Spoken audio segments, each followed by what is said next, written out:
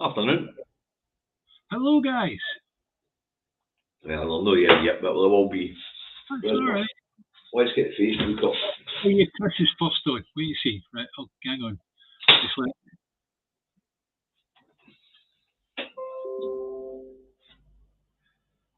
Come on, Chris, where are you?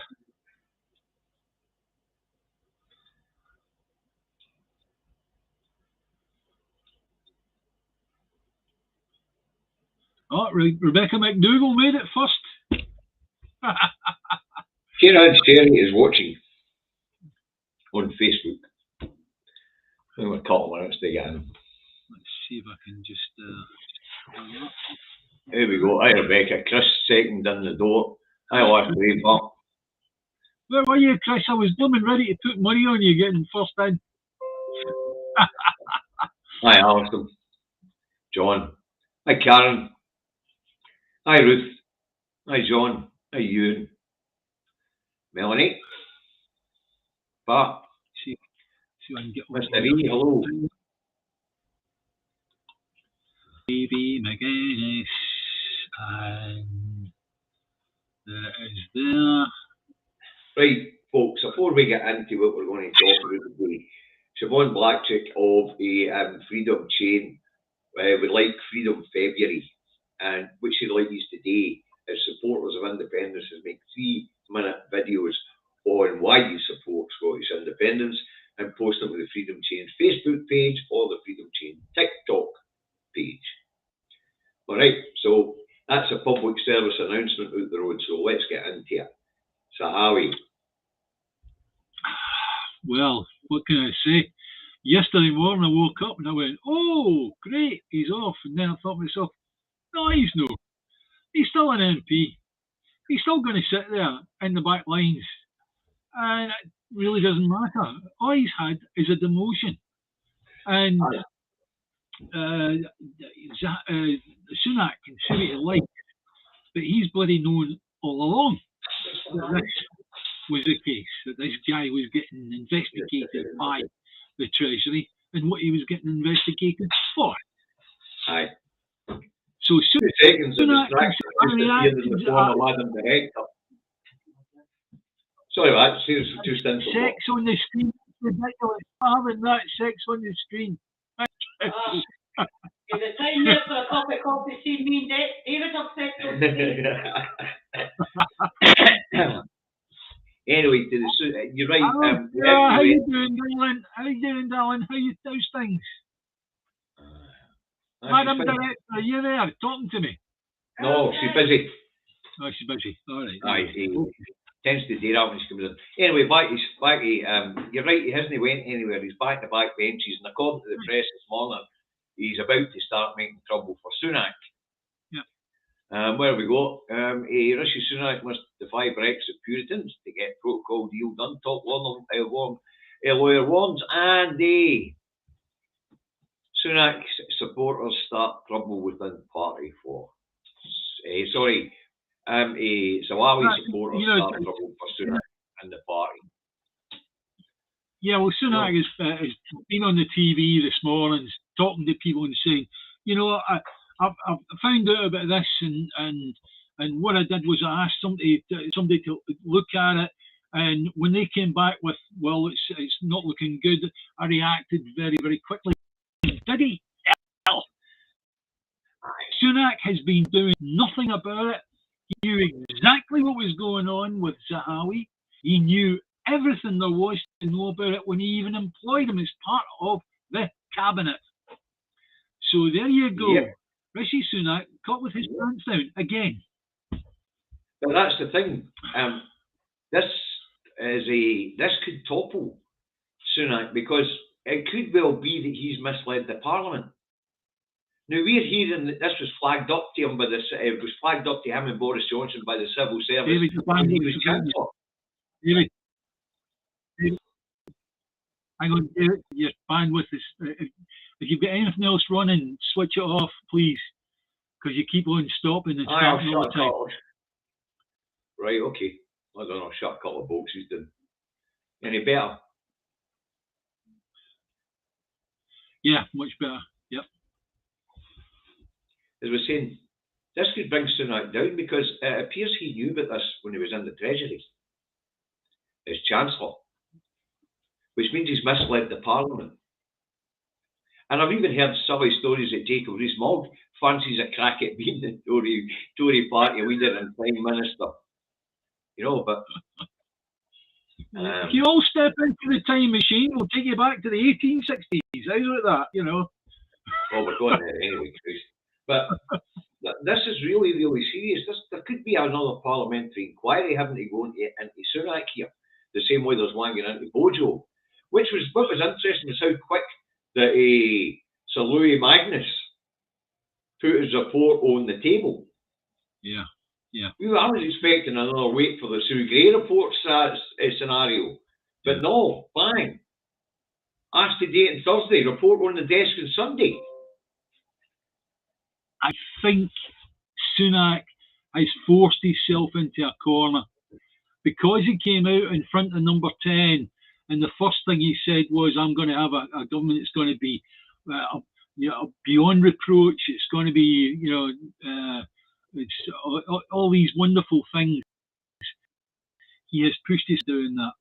So therefore, when this guy, the Magnus report was concerned, I think he's been spinning down the phone. Get it on my desk in half an hour. That's it. Thing is, it didn't take him that long to put things together.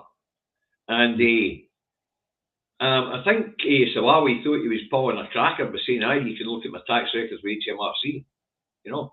Yeah, yeah. But somebody in the civil service is going to come out and say that Sunak knew about this stuff. Aye. And that means he misled the Parliament, and that could well see another Tory election for a new leader. It would be farcical, so, I mean, it could well be a general election, actually. Yeah, well, one of the posts I put up yesterday was from, I forget the chap's name, I could look it up now, but he's a tax libel action all the time. I'm getting a connection. Are you alright? What's you, David? It is me. It is. I'm sorry about that, folks. You.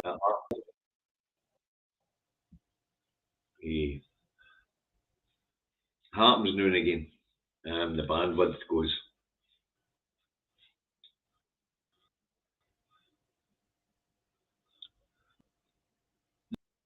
Can't hear you, David. Yeah. Really. I've got you now, but it's. I'm sorry about this.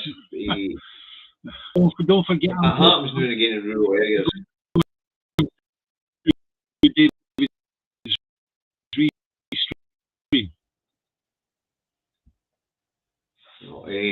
I'm going to say, I'll be the bandwidth here. You know, it'll be my bandwidth, David. Colonial of Scotland, we are breaking up.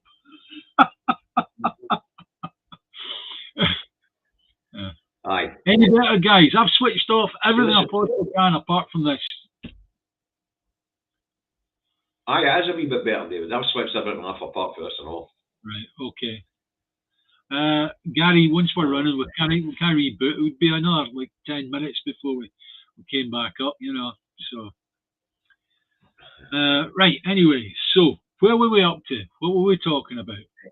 The chances of a general election rather than another carry on with a Tory party or a new leader elected trying to cling on to power for as long as possible, David. Yeah, well, I was talking prior to this happening about the tax lawyer where he was being threatened with libel action by Zahawi's solicitor, lawyer, right? And from what I've heard, there's a lot of other people that were threatened with libel action with this same lawyer. And the fact of the matter is that the story started in October of last year. July, actually. July. Yes, it was July. That's right. You're absolutely right. Sorry, it was July. But it became very, very active in October, right? That's right, because this was October as Bojo was clinging on to power, he appointed Sawawi to the Treasury. And all of a sudden, a serious crime, serious fraud squad investigation into him stopped. Yeah. And there was another investigation into him stopped, and the only one that carried on was HMRC. Now, are you going to say to me, I know you won't, David, but is anybody going to say to me that Sunak had no knowledge of this? No, nobody's going to say that, because this is what's going to land him in the poo. You know, so therefore, when Sunak took him into the cabinet, he was fully aware of what was going on, and therefore, I have to say that what he's saying now is his nose is getting longer and longer every time he speaks. Yeah. You know, he says he took decisive action, but this is where the inquiry, this is what calls for inquiries into this whole thing. On whether he misled the Parliament and things like that. One of these civil servants will blow the whistle. Yeah. There's that much infighting in the Tory party right now. Somebody will convince a civil servant to blow the whistle. So, therefore, it's possible. I'm not going to say it's highly possible, but I'm going to say it's possible that we could have a Westminster election dropped on us sooner rather than later. Yes. Yeah. And as he's been pointed out in the comments, by the way, Eddie, thanks for that donation to the charity. My friend. Thanks, Eddie. Thank you very much. It's been pointed out, the problem with a snap general election is the SNP and the Greens won't be ready for it. Yeah. Well, you know, the SNP would need to hope that all the people in Westminster right now would stand for their seats again, that's for sure. You know, and then they would need to make it a plebiscite election on independence anyway, or on holding a Scottish election as a referendum, which is the two ideas that are being floated. You know, but would the SNP and the Greens be ready? Well, it's not hard to put together a single issue manifesto. You know, you don't really have much of a thing to write to present to the people, right? It's just, if you vote for us, we're going for independence. That's it. You know. Right, and the other thing about it is you know, Nicholas just picked a fight with Starmer. Yeah. Yeah. You know? You tell us about that, David, because there might be people that don't know that this has happened. She did a press interview on YouTube on early weekend, and basically when they were talking about there's probably going to be a Labour government, and would you win a plebiscite election? And Nicola says, well, polls, you know, the polls say we win, but that's beside the point. She said, but if it goes to 2 years, we could be facing a hung parliament because the polls will close. And last time round, they used the SNP Corbyn carry-on, didn't they, in the pocket carry-on? Yeah. And that actually was quite successful for the Tories, so they'd probably do the same thing with Starmer. And Sturgeon this time called a coalition of chaos and so on and so forth. But what Nicola was saying was, Starmer's a liar. He would bite our horns off to get into number 10. Yeah, of course he would. You know? So, and of course we know Sarwar has also given his orders, which are obviously coming for London, is that if elected Labour officials have to stop any form of cooperation with the SNP. Not that there was much anyway, but any official coalitions a lot, it's ought to stop. So battle lines are being drawn. Both with the unholy alliance of Better Together and, of course, Labour are gearing up for an election. Yeah. So the SNP are having to gear up for an election as well. Yeah. You know, but would Starmer have a sweeping majority the way the polls are predicting? Depends on how quick that election comes. To be honest with you, the more and more I look at it, I'm not so very sure. I think that in a lot of things, the Labour have been rumbled, and they've been shown up to be just another. Nicholas Hughes' Starmer have been a light imitation of the Conservatives. It's just what we're saying, David. It's just what we're saying. Yeah. And of course, with Angus Robertson at the weekend and all, given that it's the Scottish people's right to vote on this issue, pressure's beginning to mount. You've got Stephen Flynn down that road telling him, listen, this gig's up. Yeah. By the end of the decade, the negotiations will be done and dusted and Scotland will be independent. Yeah. Can we for once and for all, I'm sorry to do this, I like to give each politician a bit of a nickname so that it's easy to remember who we're talking about, right? May I propose that Stephen Flynn is from now on called the Hitman? The Hitman. Oh, because he looks just like the guy that plays the Hitman in the movies. I know, but we'll just keep it to Stephen Flynn. Poverty Pie is a wee bit different. Everybody knows who Poverty Pie is. Christ, even the press call him Poverty Pie. Yeah. I must admit, I like the idea that calling him the Hitman. That's good. Yeah. So, I mean, the possibility of a snap election is it's getting nearer.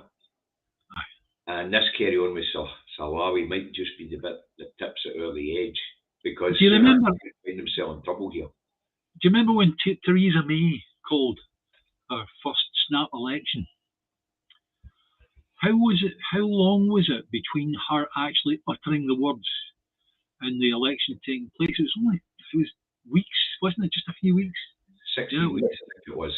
Was it 16? Was it as much as 16 weeks? Aye. I must look it up again, but I seem to remember it being very, very quick, and then I remember the £1 billion going to the mob in the Irish, Northern Irish place. I won't name them in case I get a libel action against me, but there was a £1 billion handed over to Snarleen in order to support Theresa May and keep her in business. In other words, that was dreadful. That really was. Yeah, I don't really get where you're coming from. So, would the worry be for using a snap GE as going for the unionist wipeout in Westminster seats instead of giving up those seats fighting on a plebiscite election? If SNP Greens don't, Alpha, mate, there seems to be some sort of a absolute. Is the Alpha Party delusional? You haven't got any effect. You don't have any elected representatives, and the polls don't say you're going to get any elected representatives anytime soon. You don't even make it into the other category in the polls. Alpha and ISP Defo what? Offer what? Nobody's paying any bloody attention. The polling hasn't changed since the last election for the Alpha Party or the ISP. This stuff's madness. You want to have a pop at each other, go ahead. But when we're talking independence, put it in your pocket and keep your eyes on the prize. Because the Alpha Party's got no influence. The ISP has no influence. So for them to declare that they will do anything, it's fine.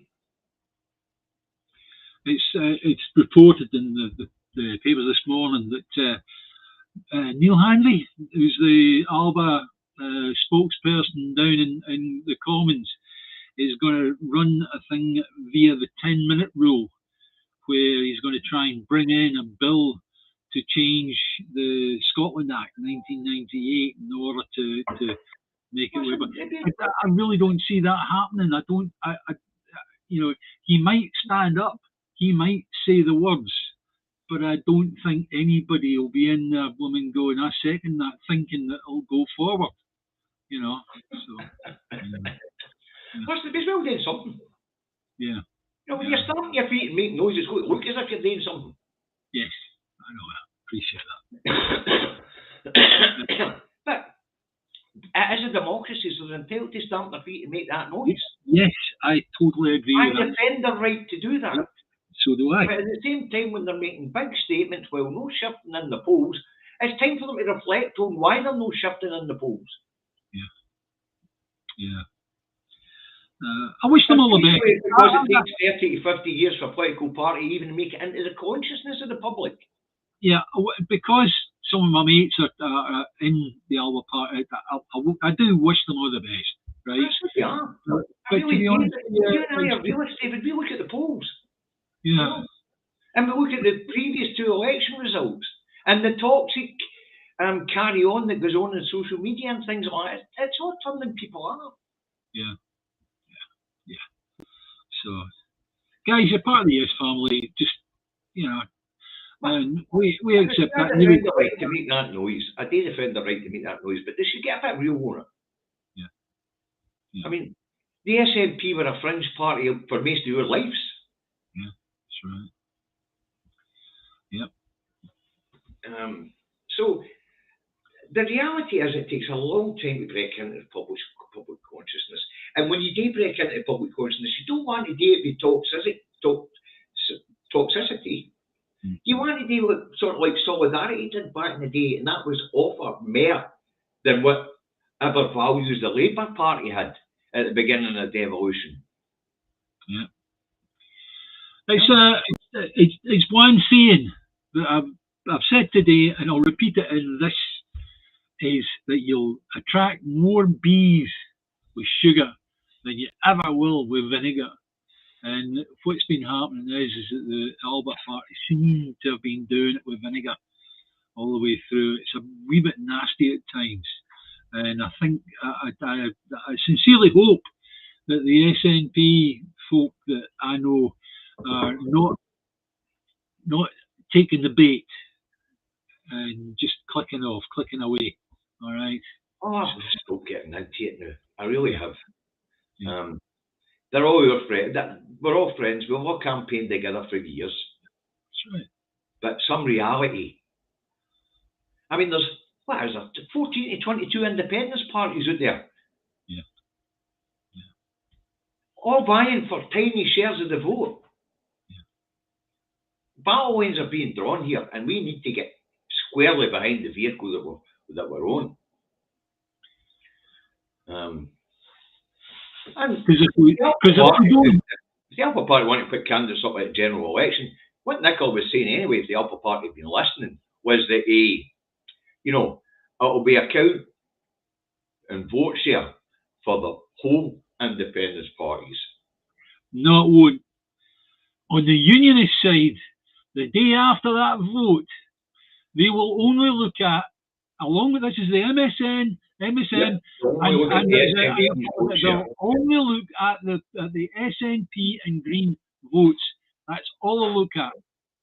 It doesn't matter how many votes went through for Alba. It doesn't matter how many votes went through for this one or that one, or Uncle Tom Colley and all. It's only the SNP and the Green vote that they will look at. And if that is lacking anyway, then that's what would be used in order for them to ignore our democratic right. So, there you go. And what I'm most worried about, obviously, is that I would like to think that the people that come on here largely are in the know of what goes on, and that you will be voting for SNP or Greens or whatever. I don't think the Greens will be putting any candidates up. Well, if they're not, then it'll be SNP, right? Yeah. And that being the case, our biggest problem, believe it or not, is Scottish people voting Labour, thinking that they are the way to get rid of the Tories in Westminster. And it doesn't matter how many people in Scotland vote Labour, it won't make a bloody bit of difference. It's only people voting SNP that will make a difference for us. Starmer's not even looking at the polling here in Scotland as far as the Labour Party is concerned. Yeah.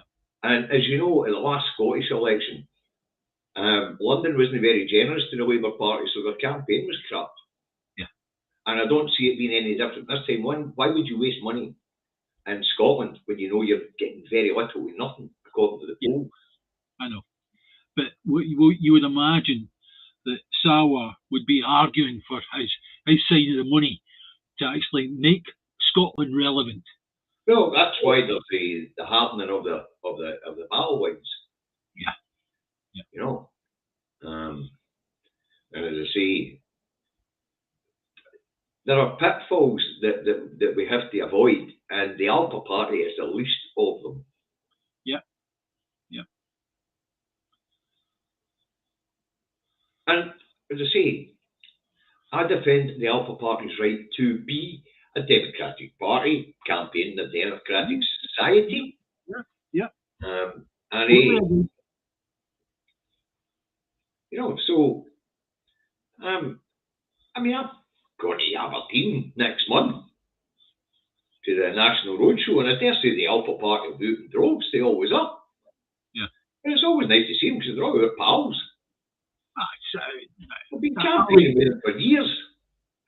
I enjoy having a wee bit of banter with them. I mean, in actual fact, when I went to Freedom Square, the last thing that I went to, and I went round the Alba tent that was set up, and I said to them, any money off for an SNP supporter? See, the toxicity in social media is totally different to the reality of life. You know, social media can be a sewer and a cesspit. Yeah. You know, and social media is a hard place to have an opinion because there's always somebody going to jump on it. Yes, absolutely. Yes, which is a bit of a shame. Labour are about to get back into the bed with the Tories here in Scotland because they know that this election will be on a single issue or on the issue of having a Scottish election as a plebiscite election. So they're already that's what the Sarwar Stoke cooperation stuff. So it's not just about gearing up for a general election as the Labour Party. It's also gearing up as a better together thing, because they know that the SNP are going to run on a single issue. Yeah. And they can read the polls the same as the rest of us. At this point in time, that single issue, even in a Westminster election, will see the SNP win. Yeah. But will the government last until we get to the SNP conference in March? Where the actual decision on how we're going to do this will be taken. And the input will not be coming from the Alpha Party or the ISP or the Greens. Yeah, well. And this is a point Leslie Riddoch has made many, many times. You know, whether people like it or no, Nicola Sturgeon is a very popular and successful stage person. Of course, yes. You know? But still in all, we still have a large chunk of the Scottish population who are possibly going to be hoodwinked into voting Labour for a Westminster election. Because they feel that without any knowledge of the background, they feel that Labour are the best way to get rid of the Tories. And but we somehow need to get round them and get them to realise that is wrong for people in Scotland. Yeah. The latest polling, if they run on a single issue plebiscite election, says they take 54% of the vote. 54% of the vote is a white put for unionist politicians in Scotland. Simple as that. And fingers crossed. Seriously, fingers crossed that would be the case.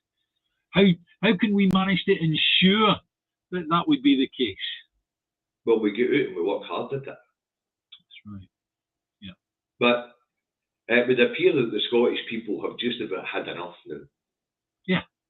It's been good that they've seen that it's been so visible in front of them, right? Even down to programmes going out like, can the NHS survive? That was a programme that was put out by Sky. Can the NHS survive? Even to utter the words is crazy. But people in this country should be aware. If the NHS in England goes tits up, as in they don't they privatise it, right, and they make it funded by insurance, by health insurance. I tell you what, within 6 months to a year, NHS in Scotland will be in the same position. Peter, the programme's already been here. It was a Sky programme. That's right. Went here last Monday, I think. Yeah. I haven't seen it because they didn't put it out on YouTube. So, yeah. As I say, one thing we do know is Starmer's not reliant on the Scottish vote. Hang on, David. There's a long-running supporter. Chris, I understand it might be a bad timing for you, mate. You go and do what you've got to do, my friend. Okay, and we'll catch up with you. Don't forget, we're keeping Thursday at 4 o'clock. It's down to something that's happening in my life that's made us do this 2 o'clock on a Tuesday or a Monday. Sorry.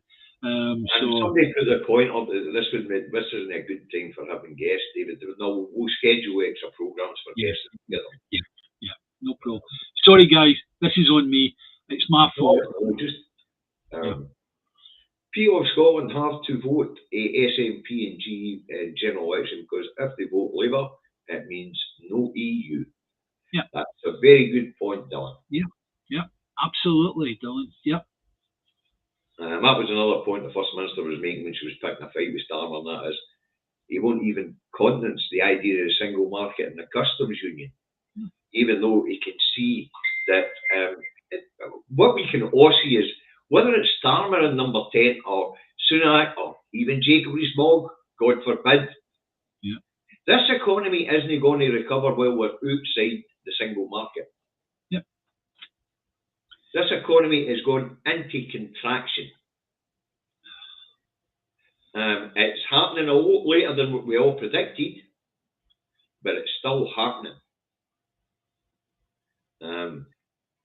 Watch the video by the Financial Times on YouTube on, the Brexit effect.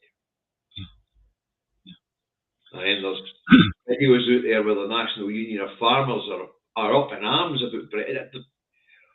On the Pravda this morning, wee woman about how Brexit's ruined her export market for lambs. She's a hill farmer.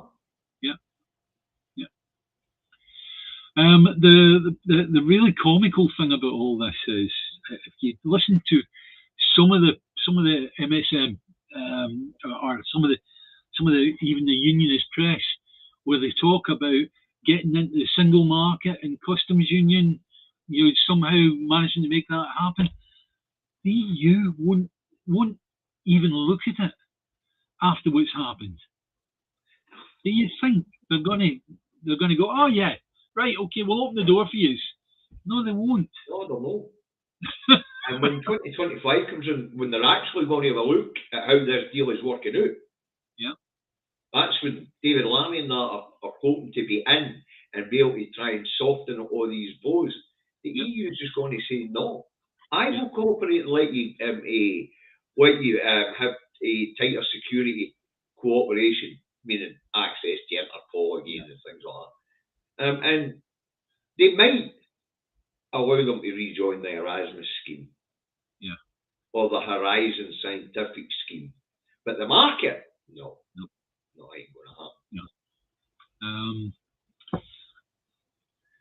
Supply chains have already realigned in Europe, as you and I know, David.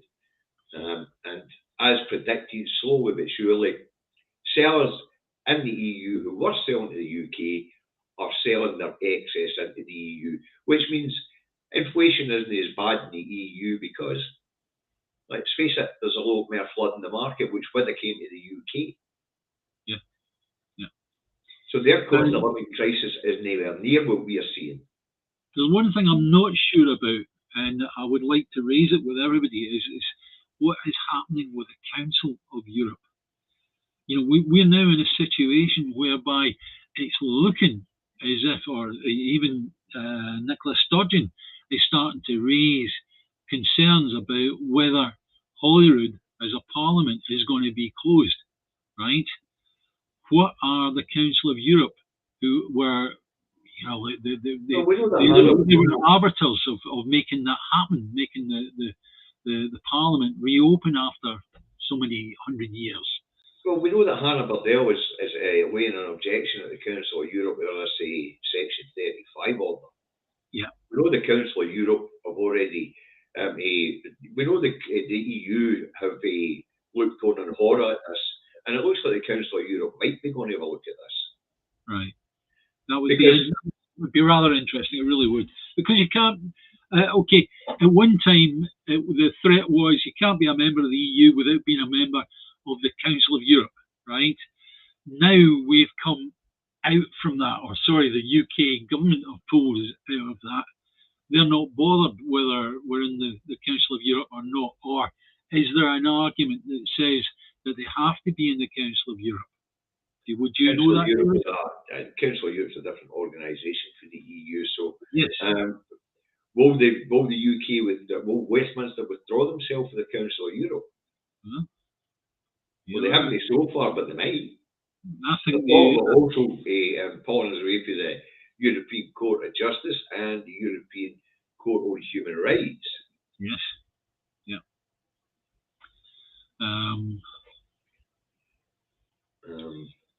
Dylan says if Scotland leaves the Union, it will destroy the London economy. Well, they're already saying that. Yeah.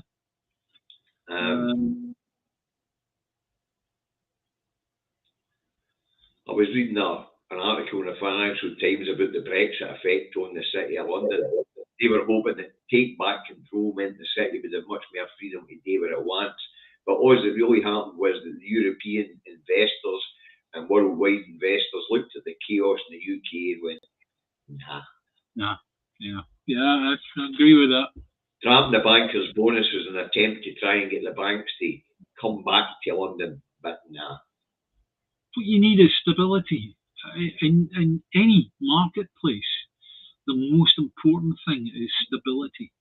If you don't have stability, people won't invest because they're put off. They'd rather go somewhere else where they'll make a bit of coin through investing in a marketplace, whereas they might lose everything they put into an unstable marketplace such as the UK.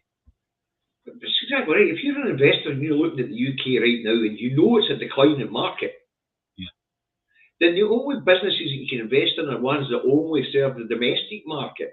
Yeah. And at this point in time, those businesses can't make ends meet because of the cost of getting things into Europe, ingredients, and the price of bloody power to manufacture. Aki's Matt says, "Hi Davies peeps, just back from Hare Miles Hospital. No ambulances to report." Thank you very much, Aki's. I hope your health's good. I'm still getting a lot of this stuff coming in, David, actually. It would appear that things are improving in our NHS as we get through the worst of the winter flu. And then, of course, as we discussed the other day there, even the word coming out of the BBC in Scotland is changing. And the reason why we think it's changing is because that there's enough being thrown onto social media where they really cannot argue with it anymore. It's a bit like when the big 30-mile tailback heading for the south end of England was being reported on. Dover was being reported on social media, and the BBC couldn't ignore that any longer. That's right. And that's what's happening here. So thank you to all our little champions who have gone out of their way and put pictures up on social media and told a little story about what they found in A&E. Okay, you're fantastic. I think it's great, and I really, really don't have much time for people that called you ghouls. That is ridiculous. It's a really, really bad situation to call people ghouls for doing such a good job for people that we're only trying to help. Okay. No, it's just we've been honest about it. There has been a mixed picture. Some of the bigger cities have seen more pressure than, and it's a different picture right round. But generally, it's quite stable at the moment. Yeah. The Lang and Livingston the other day passed by St John's. Why? Charles was in St John's. Ambulance on the Friday night, straight in, no bother. Well, Back out on the Sunday. I've been in the Queen Elizabeth a couple of times, and each time I've been there, it's like, I keep looking for where the panic's happening. People, doing the tragic. People in the air, so the crosshouse has been under a fair bit of pressure. Yeah. But it seems to be quiet doing it all. I think what it comes down to is that every hospital, in every respect, will get a wee bit of pressure every now and then. The people that work in the place are well up for it. They are really good, savvy people, right?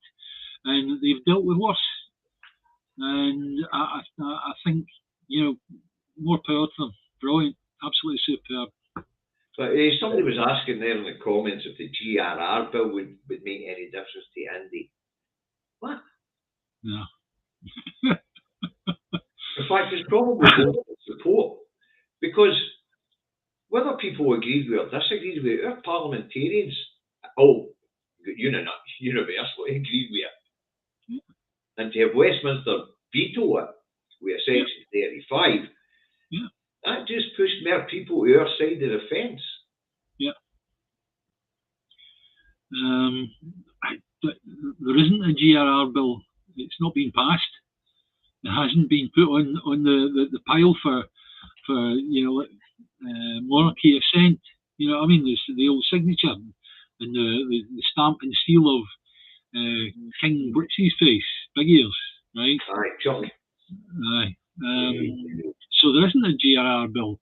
It's a bit of paper. That's all it is. It might have been voted on by our parliamentarians, but it hasn't been given royal assent. Somebody's been reading the crap in the press. Yeah. Apparently the UK will barely notice Scotland's missing except for not having to subsidise our public spending anymore. You get, seriously, just please, I hope that that's the case. I really, really do. Because I would hate them all to wake up on a Monday morning after there's been a Thursday election and it's like we've won, right? And we've claimed our independence and they all go, wait a minute, where are we getting our electricity from? Where's all our oil coming from? Where's our gas coming from? Where's our water coming from? There are those that are so blind that cannot see. Right. Not that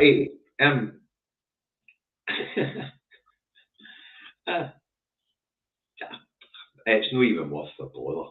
No. You know, people are going to actually believe what they put out, saying that the Scotland, Wales and Northern Ireland actually are what's creating the UK's deficit. Are mental. Even by Westminster and the ONS's own records, Scotland is the second most wealth-producing part of the UK outside London. Yeah. Most of England doesn't generate any wealth whatsoever. We have a diverse economy, which is very, very strong, and it feeds Westminster's coffers, and they've even admitted that in the Parliament themselves. In fact, David put it onto the Two Davies channel. Go and have a look. There's a question fielded straight to the Deputy Prime Minister, the Tory Dominic Raab, and he came back and he had to agree.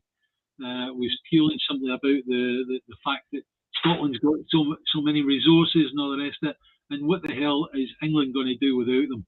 And he came back on, he stood back up again, he says, I have to agree. You know, so go and look at it. It's quite an interesting wee bit of video. Sunak himself said that Scotland's vast resources are what's going to see us through this crisis.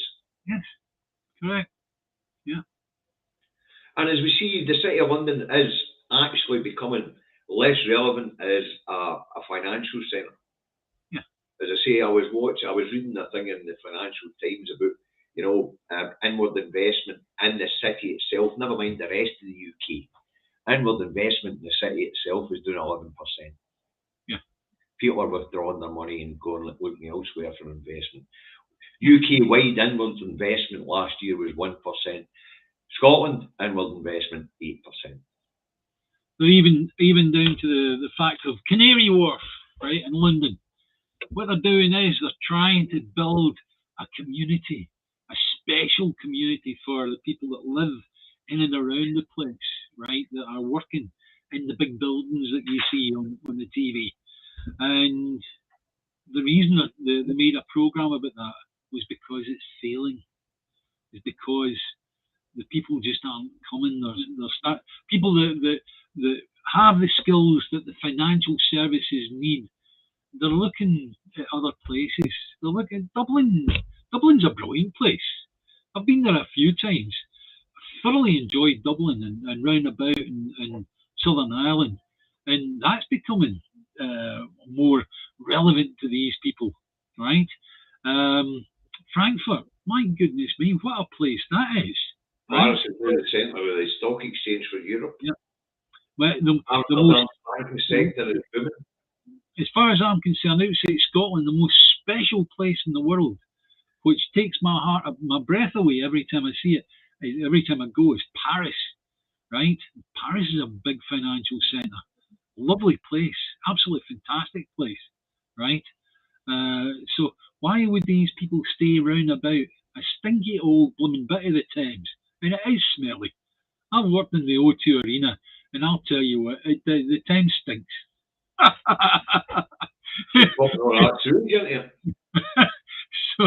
So why enough? Well, this was before they were doing that. What it's like now, I don't know. But anyway, there you go. Anyway, London, I don't think the financial centre of London, I don't think is doing awfully well. It's not doing awfully well. I mean, the information's there, and we know the OBR forecast a downturn of 4% over a decade because of Brexit. Yeah. 2 years after Brexit, GDP is down 5.5%. That's right. Yeah. The internal market is shrinking. Yeah. And even domestic producers of food are producing less. Okay, so what we're talking about effectively is financial collapse. Don't know about that. You're advertising for a digital currency boss at the Bank of England. Yeah, that's right. It's actually they've already it was an advertisement on the civil service website to attract somebody to come and take over digital services for the Treasury. The Treasury, that's right. The silly figure of 65,000 is being the wage. They have already chosen the person, right? The reason it's in there is because it has to be advertised. That's right. It must be advertised, right? The 65,000 is to actually put off any idiots that might like to put themselves forward. The person's already been chosen, and it's just a matter of weeks before that person's put in place. And the digital currency, through each of the central banks, if you like, is the worst thing that can possibly happen to you as an individual, because once they've got control of your money to that degree, they have control of you and your entire life. And as we know, the G7 finance ministers all signed up to that when Rishi Sunak was Chancellor. Yes. Yeah. So digital control of our lives could be en route. That's why I go to the cash machine and draw money. Yeah. I think, David, you've been saying that for a while now, and I'm coming to the point I'm thinking, well, yeah, that's actually a damn good idea. Let's get the message back out there. We don't want a digital currency through Bank of England. What's interesting, David, there's a way service to the post office says that people have got back to cash to help their budget. In actual fact, that was a report that was done by the Nationwide Bank. Yeah. And the report was released stating that the people are back to like flapping currency again, rather than going by digital currency. Because when you're zapping, you can forget that wee £3 coffee. Yeah. Yeah. You know, you can forget your zap for a packet of fags. You know. Yeah. Whereas if you get the cash in your hand, it's budget. You know what you're losing, what you've got. So I tend to go and get what I need in cash on a Friday after I get paid. People actually like that, David, because if people have taken out the cash for the week, it allows them to budget easier. Yep. Because they know they can look and see, well, I've got 55 quid left, so that'll cover that and that and that. So I know that I can't maybe go for a pint on a Friday as I normally do. I'll just tell the guys I'm not coming this week, and that's it. So it's got to be that way. It's maybe a more sensible way. We've got ourselves into a very, very easy situation of just going, bump, there's another 50 quid, or there's another 20 quid. You know, using your card or your phone, right? People are talking about the UK's 2.8 trillion debt in the comments there, and talking about how it's being saddled on to future generations. Yeah. Net interest payments last month were 17 billion quid in a shrinking economy where the tax base is shrinking. It's not a good time to be. Well, you do know that 2.2 trillion of that has been added since David Cameron and George Osborne took the helm. You know, so George Osborne being the Chancellor at the time that David Cameron was in, 2.2 trillion. So it was 600 billion when the Labour left office, and the wee stupid bit of paper, there's nothing left, right? But, you know, definitely the Tories can leave a big bit of paper saying there's definitely nothing left. And by the way, that's the bailiffs at the door if you hear chapping. Nonsense, of course, but I mean, 27 billion was the borrowing last month, right? 27 billion, and 17 billion here was to cover debt interest payments. Yeah. And another 7 billion of it went on supposed to be electricity relief. And as you and I have spoken about, there's no need to give them any money just off Jim, just says this is what you sell it at, no more, no less. You know? We're being conned, we're being ripped off. Yes. But the worst it was that the organisation, Ofgem, that was put there to protect you and I, weren't protecting us. They were protecting the actual energy companies. Yes. You know, and they were only protecting the big six of the energy companies because they gerrymandered a situation where all the little energy companies went bump, bump, bump, bump, bump. Yep. And they were gone, you know. And you imagine now they've got control of all your money as well, and they pay your electricity bill before you get to buy a banger. Yeah. You know what I mean? To put in your range belly. Yeah. You know? So that's another reason to fear there's digital currency coming. There is one way whereby you can overcome that. Let's say that next Friday they put out the information from the Treasury saying that from April the 1st, what we'll do is we'll be changing your money into digital money, right? So what happens then? Well, I'll tell you what happens then. The communities start producing their own folding money and use that. That's the only way to compete with it. That's the only way to deal with it. And that means then that the country wouldn't be held to ransom. And I see that the Oxford Council's just passed a resolution moving them into what you call 20-minute communities. Sorry, please explain.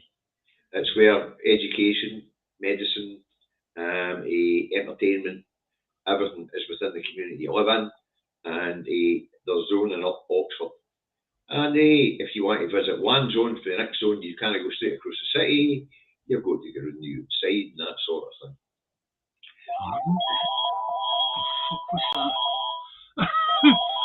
Sorry guys, I forgot I had a telephone hour. So Scotland's departure would represent the end of the United Kingdom. The rest of the world would be instantly see we were no longer a front-rank power or even in the second row. George Osborne. Well, you know, that's the whole point of the American general today. Yeah. Who says that the UK is no longer a force in the world, you know, and that the UK's military is no longer a viable fighting force. You know, it's in here somewhere. Yeah.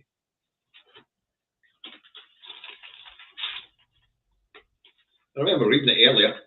Yeah. You and I were talking about it earlier.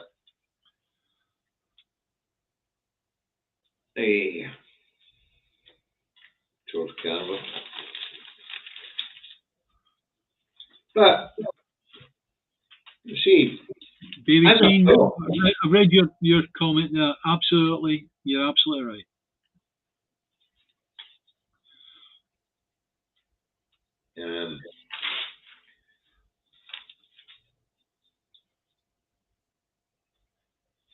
Another bloody story, isn't it?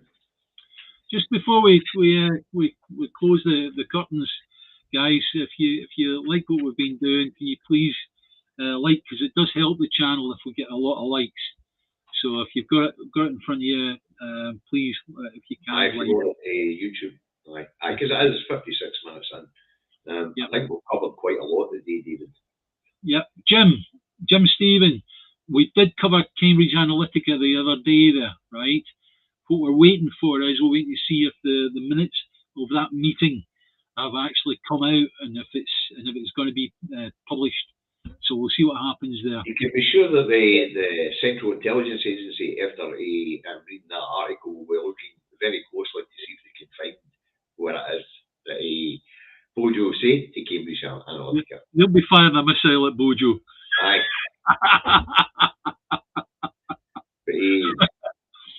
But, so if you're on YouTube, hit the like button, please.